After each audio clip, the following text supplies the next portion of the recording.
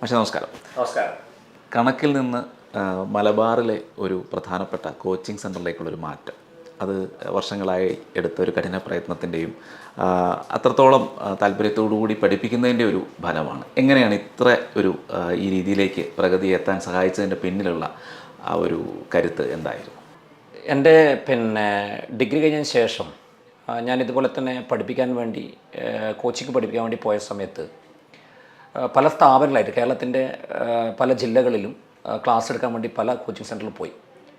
പക്ഷെ അവിടെയൊക്കെ ഞാൻ കാണുന്ന ഒരു ബുദ്ധിമുട്ട്, ഒരു അധ്യാപകൻ നിലയിൽ നേരിടുന്നൊരു ബുദ്ധിമുട്ട്, നമ്മളൊരു കോച്ചിങ് ഇൻസ്റ്റിറ്റ്യൂട്ട് പോകുന്ന സമയത്ത്, നമ്മൾ ഡിഗ്രിയൊക്കെ പഠിക്കുന്ന സമയത്ത് കുട്ടികളൊക്കെ കൃത്യമായിട്ടും ആ ഡിഗ്രി പൂർത്തിയാകും വരെ ഉണ്ടാവും. പക്ഷേ ഇത് പല കുട്ടികളും ചേർന്ന് കഴിഞ്ഞ് ഒരാഴ്ച കഴിഞ്ഞ് പിന്നെ അവിടെ ഉണ്ടാവില്ല. അപ്പോൾ ഓരോ ക്ലാസ്സുകൾ എടുക്കുമ്പോഴും നമ്മൾ പഠിപ്പിക്കുന്നതിൻ്റെ തുടർച്ച അവിടെ നമുക്ക് ഫീൽ ചെയ്യുന്നില്ല. അപ്പോൾ ഒരു അധ്യാപനെ സംബന്ധിച്ചിടത്തോളം അതൊരു ഫുൾ റിസൾട്ടിലേക്ക് എത്തിക്കാൻ വേണ്ടി പറ്റുന്നില്ല എന്നുള്ളൊരു ഫീലിംഗ് വന്നതോടുകൂടിയാണ് നമുക്കൊരു സ്വന്തമായിട്ടുള്ള ഒരു ഇൻസ്റ്റിറ്റ്യൂട്ട് എന്നുള്ള രീതിയിലേക്ക് നമ്മൾ മാറി ചിന്തിക്കാൻ തുടങ്ങിയത്.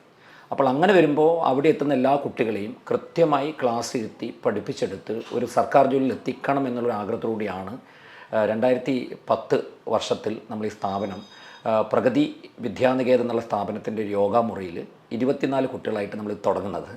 അന്ന് നമ്മുടെ സ്ഥാപനത്തിൻ്റെ പ്രിൻസിപ്പൽ വത്സം മാഷ് അത് തിരികൊളുത്തി. അന്ന് അത് കൃത്യമായിട്ടും നല്ല നിർദ്ദേശം നല്ല എനിക്ക് നൽകി. മാഷ് തന്നെ പറഞ്ഞു ഇത് നല്ല രീതിയിൽ തന്നെ കൊണ്ടുപോകണം എന്ന് പറഞ്ഞു. ആ ഒരു ചുമതല ഏൽപ്പിച്ച സമയത്ത് കൃത്യമായി തന്നെ അതിന് നല്ല രീതിയിൽ ആത്മാർത്ഥമായിട്ട് ഒരു വർക്ക് ചെയ്തു. കൂടെ നിൽക്കുന്ന ഒരുപാട് കുട്ടികളും, നമ്മൾ പറയുമ്പോൾ ഒരു കുടുംബം പോലെയാണ് നമ്മൾ പ്രഗതി കൊണ്ടുപോകുന്നത്. അപ്പോൾ എല്ലാ കുട്ടികളും വളരെ ആത്മാർത്ഥമായിട്ട് പറയും പോലെ കേൾക്കുകയും പഠിക്കുകയൊക്കെ ചെയ്തു. അതിൻ്റെ ഭാഗമായിട്ട് റിസൾട്ട് നമുക്ക് വന്നു തുടങ്ങി. അപ്പോൾ ആദ്യം എൻ്റെ ഒരു ഓർമ്മ ശരിയാണെങ്കിൽ നമ്മൾ കണ്ണൂർ ജില്ല അടിസ്ഥാനമാക്കി നടന്ന ഒരു LDC പരീക്ഷയിൽ ആ LDC പരീക്ഷയുടെ ഒരു ഉയർന്ന മാർക്ക്, കണ്ണൂർ ജില്ല ഉയർന്ന മാർക്ക് നമ്മുടെ സ്ഥാപനത്തിൽ പഠിച്ച ഒരു ജിജിൽ എന്ന് പറയുന്നൊരു മോന് കിട്ടിയതോടുകൂടിയാണ് ശരിക്കും ഒരു ജില്ലാ തലത്തിൽ നമ്മുടെ സ്ഥാപനം അറിയപ്പെടുന്നത്. പിന്നീട് അതിനുശേഷം നമ്മുടെ സ്റ്റേറ്റ് ലെവൽ എക്സാം ആയിട്ടുള്ള യൂണിവേഴ്സ് ടെസ്റ്റിൻ്റെ ആദ്യമായിട്ട് അനധ്യാപക തസ്തികയിലേക്ക് ഒരു യൂണിവേഴ്സ് ടെസ്റ്റിൻ്റെ വിജ്ഞാപനം വന്ന സമയത്ത് നമുക്കറിയാമല്ലോ 14 ജില്ലയിലെ എല്ലാ കുട്ടികളും 6 ലക്ഷത്തിൽ പല ആൾക്കാർ മത്സരിക്കുന്ന ഒരു എക്സാമാണ്. അപ്പോൾ അതിൽ കേരളത്തിലെ റിട്ടൺ ടെസ്റ്റിലെ ഹയസ്റ്റ് മാർക്കും 1ാം റാങ്കും നമ്മുടെ സ്ഥാപനത്തിൽ പഠിച്ച ബീന എന്ന് പറഞ്ഞൊരു കുട്ടിക്ക് കിട്ടി. അതോടുകൂടി സ്റ്റേറ്റ് ലെവലും നമ്മൾ അറിയപ്പെട്ടു തുടങ്ങി. പിന്നീടാണ് നമുക്ക് ഒരു ബോധം വന്നത്, സ്ഥാപനത്തിൽ എത്തിച്ചേരുന്ന കുട്ടികളെ നല്ല രീതിയിൽ പഠിപ്പിച്ചെടുത്തു കഴിഞ്ഞാൽ നല്ല റിസൾട്ട് നമുക്ക് കൊണ്ടുവരാൻ വേണ്ടി പറ്റുമെന്നും ഈ ഭാഗത്തുള്ള എല്ലാവരെയും നമുക്കൊരു സർക്കാർ ജോലിയിൽ എത്തിക്കാൻ വേണ്ടി പറ്റുന്നുള്ള ഒരു തീരുമാനത്തിലേക്ക് മാറിയത്.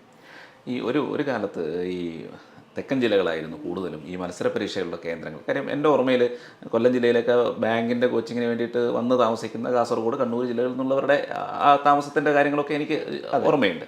പക്ഷേ അതൊരു 15-20 വർഷമൊക്കെ മുന്നേ ആയിരുന്നു. പക്ഷേ ഇപ്പോൾ മലബാറിൽ അതിൻ്റെ ഒരു രസകരമായ കാര്യം എന്ന് പറഞ്ഞാൽ, ഞാൻ എൻ്റെ ആദ്യ PSC പരീക്ഷ മലപ്പുറമാണ് വെച്ചിരുന്നത്. അതെ, പ്രത്യേകിച്ചും കൊല്ലം ജില്ലയിലുള്ള കൂടുതൽ പേരും അങ്ങനെയൊക്കെ ആയിരുന്നു ചെയ്തുകൊണ്ടിരുന്നത്. ആ സമയത്ത് ഒരുപാട് പേര് ഇവിടെയൊക്കെ ജോലി ചെയ്യുന്നുണ്ട്, മലപ്പുറത്തൊക്കെ ഒരുപാട് പേര് ജോലി ചെയ്യുന്നുണ്ട്.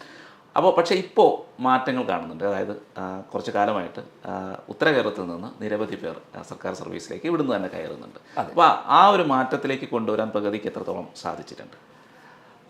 നമ്മൾ ഈ കോച്ചിങ് തുടങ്ങുന്ന സമയത്ത് ഇവിടെ തന്നെ ഈ മലബാർ മേഖലയിൽ ഉണ്ടായിരുന്ന സ്ഥാപനം എന്ന് പറയുന്നത് തെക്കൻ മേഖലയിലുള്ള ആൾക്കാരുടെ അവരുടെ വെച്ചാൽ നമ്മുടെ കേരളത്തിലുള്ള തെക്കോട്ടുള്ള ആൾക്കാരുടെ ഇൻസ്റ്റിറ്റ്യൂട്ടുകളായിരുന്നു ഇവിടെ ഉണ്ടായിരുന്നത്. അപ്പോൾ ഞാൻ മുമ്പ് പഠിപ്പിക്കാൻ വേണ്ടി പോയതും അങ്ങനെ ഇൻസ്റ്റിറ്റ്യൂട്ട് തന്നെയായിരുന്നു പോയിരുന്നത്. പക്ഷേ പിന്നീടാണ് നമുക്ക് നമ്മുടെ നാട്ടിൽ തന്നെ സ്വന്തമായിട്ട് തുടങ്ങണം എന്നുള്ള ഒരു താല്പര്യം വന്നു തുടങ്ങിയത്. അപ്പോൾ ഇവിടെ വന്ന സമയത്ത് ഇതിൻ്റെ ചുറ്റുവട്ടത്തുള്ള കുറേ ആൾക്കാർക്ക് ജോലി കിട്ടി തുടങ്ങി.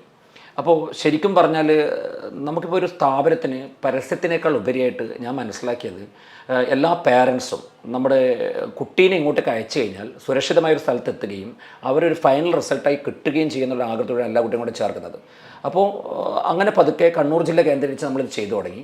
കണ്ണൂർ ജില്ലയിൽ നല്ല റിസൾട്ടുകൾ വരാൻ തുടങ്ങിയ സമയത്ത് മൗത്ത് പബ്ലിസിറ്റിയിലൂടെ എന്ന് വെച്ച് കഴിഞ്ഞാൽ, ഇപ്പോൾ ഒരു കുട്ടിയുടെ പഠിക്കുന്ന കുട്ടീൻ്റെ പാരൻസ് ചിലപ്പോൾ മറ്റു ജില്ലയിൽ വർക്ക് ചെയ്യുന്ന ഒരാളായിരിക്കും. അപ്പോൾ അങ്ങനെ അവരുടെ കെയർ ഓഫിലാണ് പിന്നെ ആൾക്കാർ ഇങ്ങോട്ട് വന്നു തുടങ്ങിയത്.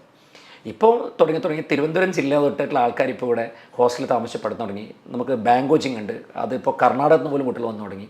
നല്ല രീതിയിൽ പോയിക്കൊണ്ടിരിക്കുകയാണ്. അപ്പോൾ ഞാൻ മനസ്സിലാക്കിയത് എല്ലാ ഇൻസ്റ്റിറ്റ്യൂട്ടും നല്ല ഇൻസ്റ്റിറ്റ്യൂട്ട് തന്നെയാണ്. പക്ഷേ നമ്മൾ വരുന്ന കുട്ടികളെ വളരെ ആത്മാർത്ഥമായിട്ട് അവരെ റിസൾട്ട് എത്തിക്കണമെന്ന് വെച്ച് വർക്ക് ചെയ്ത് കഴിഞ്ഞാൽ പല സ്ഥലങ്ങളിൽ തുടങ്ങുന്നതിന് പകരം ഒറ്റ സ്ഥലത്ത് കേന്ദ്രീകരിച്ചുകൊണ്ട് ഫുൾ ഫോക്കസ് നമ്മൾ അവിടെ കൊടുത്തുകൊണ്ട്, സ്വാമി വിവേകാനന്ദൻ പറഞ്ഞ ഒരു വാക്കാണല്ലോ, നമ്മളിപ്പം സകല ഞരമ്പുകളും വർക്ക് ചെയ്യേണ്ടത് ഈ ഒരു 8 ലക്ഷത്തിലേക്ക് വേണമായിരിക്കും എന്ന് പറഞ്ഞ പോലെ നമ്മൾ എല്ലാവരെയും ഇവിടത്തേക്ക് എത്തിച്ചുകൊണ്ട് ഇവിടുന്ന് വളരെ നല്ല രീതിയിൽ ട്രെയിനിങ് കൊടുത്ത് പറഞ്ഞു വിടുക എന്നുള്ളതാണ് നമ്മുടെ ഉദ്ദേശം.